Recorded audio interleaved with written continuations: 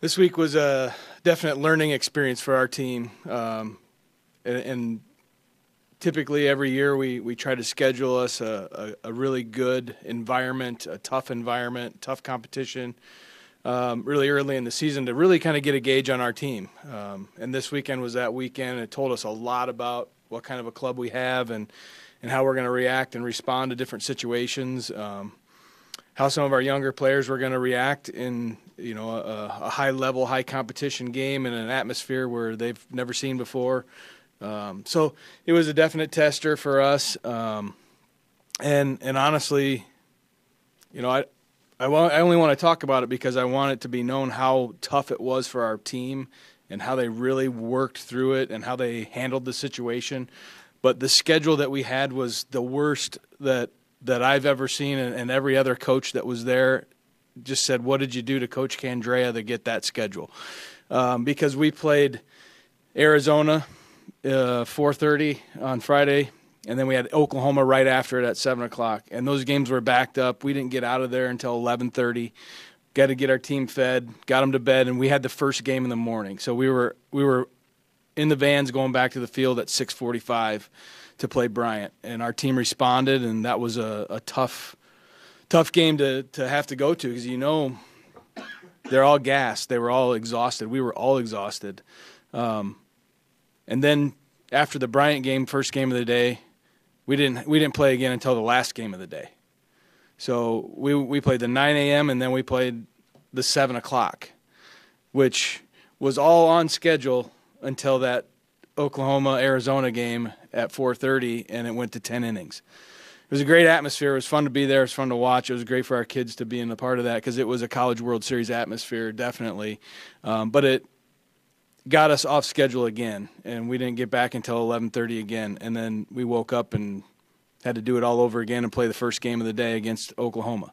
So the schedule itself was set up, and it's not an excuse. Like I said, it's more of I want everybody to understand how our team responded in a situation like that. And post-game of Sunday's game, there was more compliments on our team from opposing fans, opposing coaches, at how we played the entire weekend. And we scrapped. We played, to use a Coach Schwab word, we scrapped.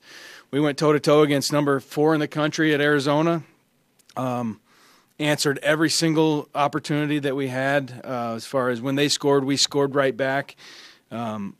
Pitchers did a great job. We made great plays defensively, took them to extras, and they ended up walking it off. But we just played an outstanding game, and really started off the same way against Oklahoma in Game 2. Went toe-to-toe with them. We just kind of ran out of gas, and we made a couple of errors. Against Oklahoma, you can't make errors, and gave them opportunities, extra outs, and they took full advantage of it. But that was just unbelievable to see our team compete like that, and answer every single adverse situation that we had. I think we learned a lot about how they're going to compete, that they were going out there, competing to win every day. The situation didn't get too big for them. The adversity didn't get too magnified to where they made a big deal about it, and we were able to play at a high level all weekend long in a great environment, a great facility, and against great competition. So really happy about where we're at going into this week. A very luckily strategically planned off weekend because we need it. We need to recover. We need a chance to look at some things and get better in some areas. But reflect on what we just did, and know that we set the bar a little bit higher. Even though we came back 1-4, we set the bar higher, and get rested up this week, and then head down to Central Arkansas. Any questions? What is the focus then for your team this week in those areas you want to get better at? Well, the first 3 days it's going to be just rest and recover. We've got some injuries that we need to get addressed. Get in the training room, figure those things out. But really this week is just stay sharp. Rest, but do enough to where we stay sharp and we don't lose anything. And then next Monday, Tuesday, and Wednesday we'll game plan for the teams we're going to see and do some preparation in the cages for the pitchers we're going to see, and then be ready to go. That's going to be kind of the routine, I guess. The rest of the year is, first couple days get recovered and then get to the game plan and get prepared. Looks like Sammy Bunch is kind of picking up where she left off. Off to a great start here this year for you. Yeah, I mean, that was a tone setter for us on her first at-bat of the tournament against Arizona. She went deep in the third pitch of the at-bat, and that was a tone setter for our team. She did it in that game. She also did it in the game against Bryant. But the thing that was great to see this weekend, I felt like, and we talked about it as a team, in the Dome, the first 6 games, if Sammy wasn't doing work and taking care of business and scoring runs, we weren't scoring runs as a team. It's completely different this week. It was up and down the lineup, big hits from the bottom half. Jenny Cole having awesome at-bats in the middle of the lineup. Hannah Kelly hitting right behind Sammy Bunch, kind of a 1-2 punch right there to begin the lineup. They've all been doing a great job. And Adara Opiola had a great weekend, hit a couple of doubles. She was the walk-off against Bryant, hit a bases-loaded double. But we're getting it from everywhere now instead of just the one spot in Sammy. And so that was great to see. But, like always, Sammy's kind of the leader of the pack and kind of gets things rolling. And once people see Sammy go, then, now they're starting to take off too.